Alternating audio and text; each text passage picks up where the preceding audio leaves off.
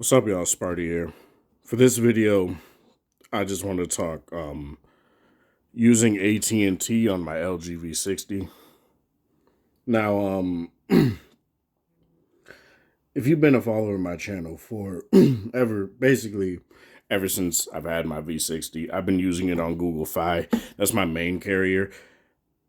The problem is when I got the V60, I was eager to get it, and I didn't get a T-Mobile version. I got an AT&T version, and the problem with AT&T is that they lock their updates behind their servers. So I need an AT&T SIM and able to even get updates on the phone, which is probably why AT&T phones tend to be the cheaper versions of a phone. And I more just want to talk about my experience. And yes, I have updated it fully to what the to what the latest security patch is, and that's I think it's November. Let me check. No, it's definitely October. It's not November, but let me check. Software info. Yeah, as you guys can see here, it's the October security patch, which is fine. I don't necessarily need it. So long as it's within a month, I don't really care. But I didn't have any sort of updates. And there were issues with the V60, AT&T variant in particular, that have been solved with these updates. For one, there were times where, say, I was outside and say I opened the phone a bit much, say I unlocked the phone quite a bit, sometimes it would just stay on a black screen and I would have to force reset it.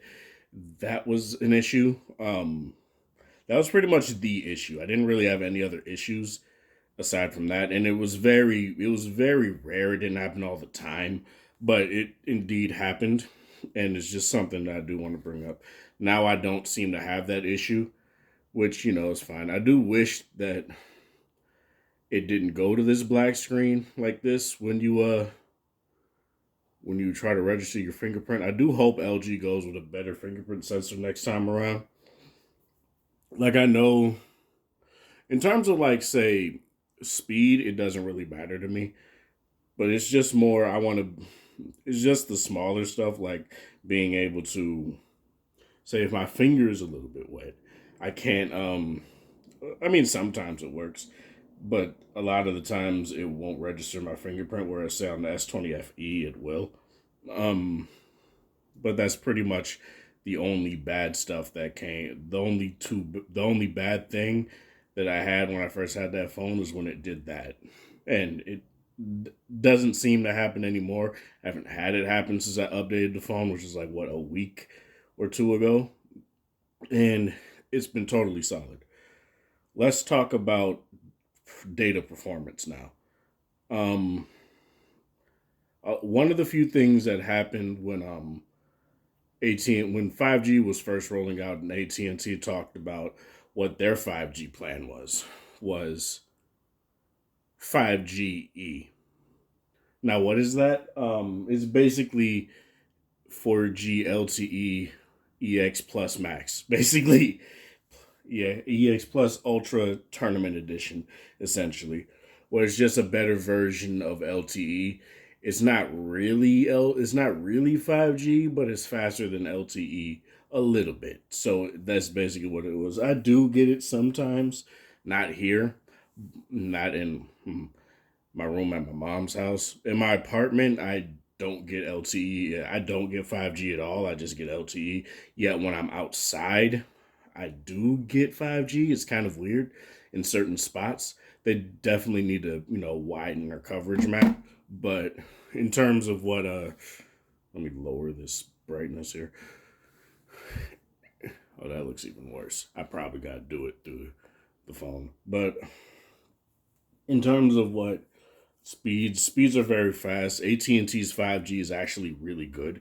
I don't necessarily have any sort of issues with it compared to Google Fi, where you only get like 22 gigs of high speed data. On AT&T you get 50, and to me that's very nice. That also adds in your Wi-Fi hotspot. So I think that's an extra 16 gigs, but that's just added to your, that's just taken out of your base data. So, but 50 gigs to me is way more ample than 22, especially in these times where sometimes the internet may go out, some and stuff like that. And it's just nice to have that cushion of just like couple, a couple, a little bit more data. And to me, that's nice. Um, it's I think it's a $70 a month plan, and my Google Fi plan I think is 90. But I also pay it for me and my girlfriend as well, so that's like 180, I think. No, that's not 180. I don't remember, but it's fairly cheap. It's not terrible. Oh no, it's 60. It's 60 each, and it's 120. That's what it is. I don't know why I couldn't think of it, but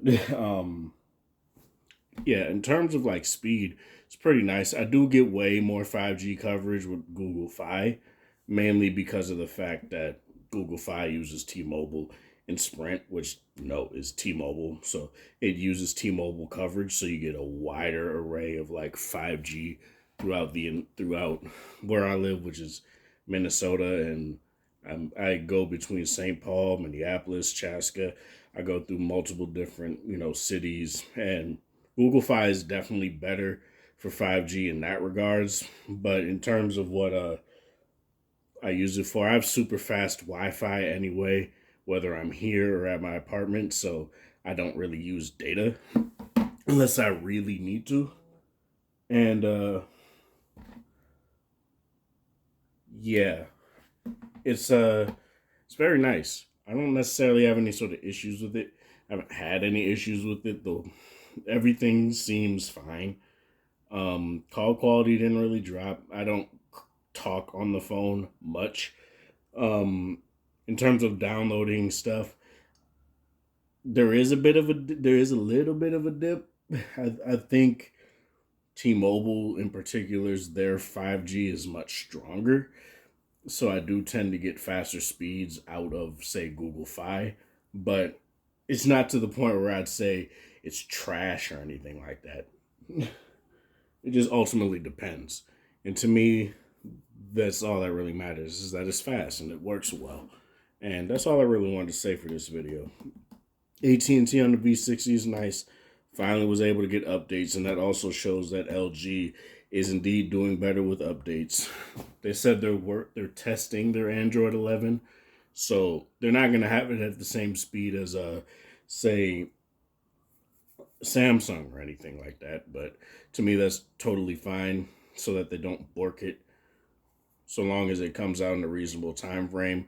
And what happened last time with Android 10 was that my G8 had Android 10 maybe like what, a month or a couple, not even a month, like a couple weeks after the fact compared to my Note 10. So it wasn't like it was this drastic difference or anything like that. But and both of them also had Android 10 before the OnePlus 6T. So that's just something that's nice too. That's all I really want to say for this though. Let me know in the comment section below what you guys feel about this. Again, yes, it's a carrier version, but there's no unlocked version of a V60, so I can't really do anything about that.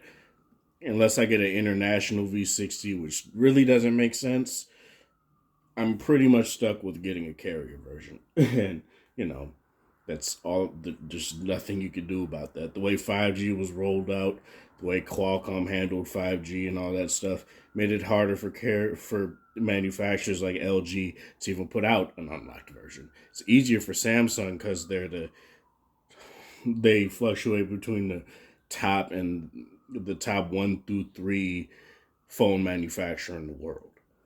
So it's just something that you got to deal with when you deal with an LG phone in particular, where they can't do all that. And I understand that. I'm not trying to say LG sucks because of that. It's just what it is. This is Sparta. Thank you guys for watching. Thanks for support. Hope you guys have a wonderful Saturday or whatever time of day it is in the area. Have a good one.